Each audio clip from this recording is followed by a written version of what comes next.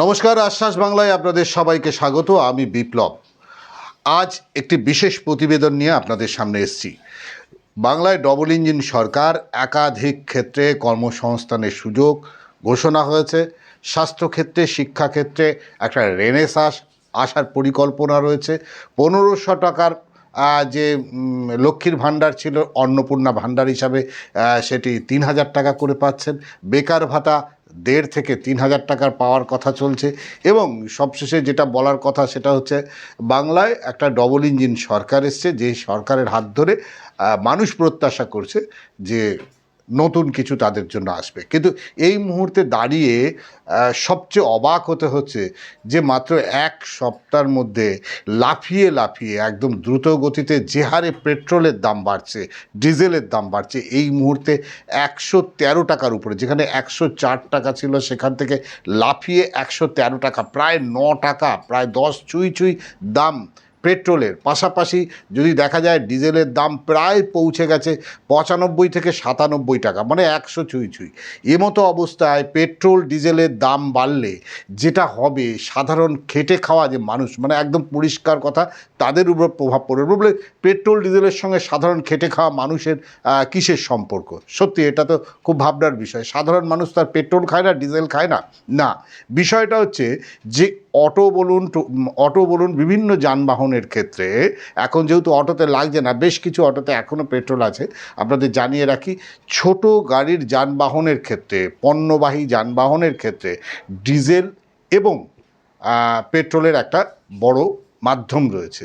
এবং সেক্ষেত্রে আপনাদের বলি, বিশেষ করে বাসের যে ডিজেলটা লাগে, 4 চাকার গাড়ি যে ক্ষেত্রে তাদের যে পেট্রোলটা লাগে, এই সবটাই নির্ভর করছে এই যে যানবাহনের পণ্যবাহী গাড়িগুলোর উপর নির্ভরশীল।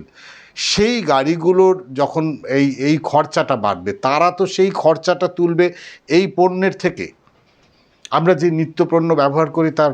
সুতরাং এই যে এক লাফে এক সপ্তাহের মধ্যে প্রায় 10 টাকা, মানে 9 টাকার ঊর্ধ্বে পেট্রোল ডিজেলের দাম বেড়ে গেল, সেক্ষেত্রে খেটে খাওয়া কৃষক, শ্রমজীবী মানুষ, দিন আনা দিন খাওয়া মানুষের উপর কিন্তু এর প্রভাব পড়বে।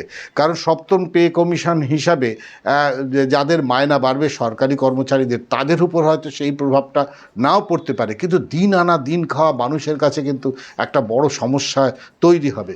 কিন্তু এই বিষয়টা নিয়ে বলবে কে?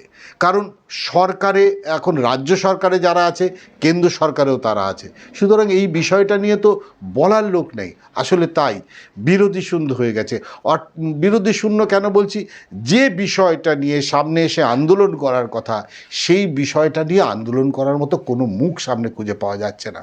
আসলে সাম্প্রতিককালে মানে একটা ভোট প্রক্রিয়া শেষ হওয়ার পরেই নতুন করে যে একটা যেটা দেখানো হচ্ছে, দেখো কেন্দ্র থেকে এতগুলো টাকা আনা হয়েছে, এই দেখো চাকরির জায়গা খুলছে, কৃষিক্ষেত্রে উন্নতি হবে, স্বাস্থ্যক্ষেত্রে উন্নতি হবে, কিন্তু পরোক্ষে দিন আনা দিন খাওয়া মানুষগুলো যে দৈন্যদশা, আপনি 3000 টাকা দিচ্ছেন বটে, কিন্তু 3000 টাকার বদলে আপনি তো এই যে পণ্যবাহী, মানে পেট্রোল ডিজেলের দাম বাড়ার ফলে এই চাপটা তো আসবে সাধারণ মানুষের উপর।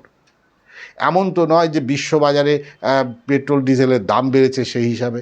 আসলে আমরা নিঃশব্দে নীরবে আমাদের প্রতিবাদ করবার যে ভাষা, সেই ভাষা আমরা হারিয়ে ফেলছি।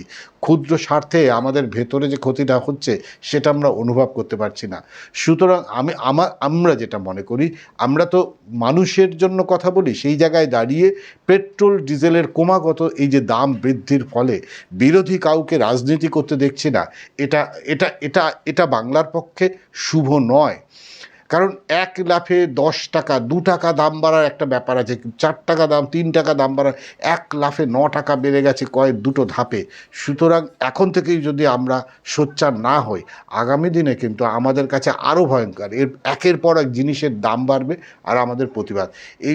এই অবস্থা যদি চলতে থাকে, তাহলে কিন্তু খেটে খাওয়া মানুষ, কৃষক, যাদের ভোটে এই সরকার এসছে, তারা কিন্তু বিপদে পড়বে। আর তারা বিপদে পড়লে সেটা অবশ্য সময় বলবে। দেখতে থাকুন আমাদের এই প্রতিবেদন আশ্বাস বাংলায়। নমস্কার।